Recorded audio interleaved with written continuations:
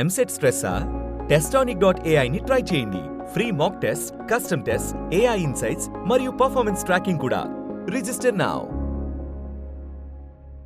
So ఇప్పుడు ఈ సినిమాలో ఎవరి క్యారెక్టర్ అంటే ఇప్పుడు చరణ్ దా లేదంటే హర్షిత్ దా లేదంటే శ్రీనివాస్ దా whose character paid off better అని చెప్పేసి అంటే మీరేమంటారు? And it's not character wise నేను చూడలేదు ఈ సినిమా. ఇట్స్ ఓవరాల్గా it's all about how women respects men, how it's అంటే నేను జనరలైజ్డ్గా this film talks about women and husband and wife relationships.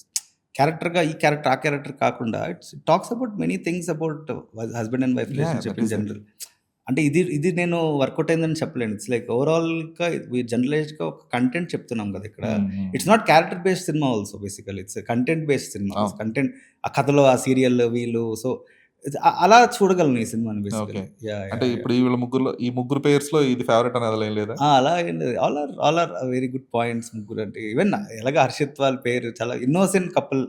అంటే చూడగానే మీకు శ్రేయ కానీ ఆ పర్ఫార్మెన్స్ చాలా అసలు అమ్మాయి ఏం పర్ఫార్మ్ చేస్తుంది అసలు అమ్మాయి అంటే మీకు చేస్తారంటే తెలియదు.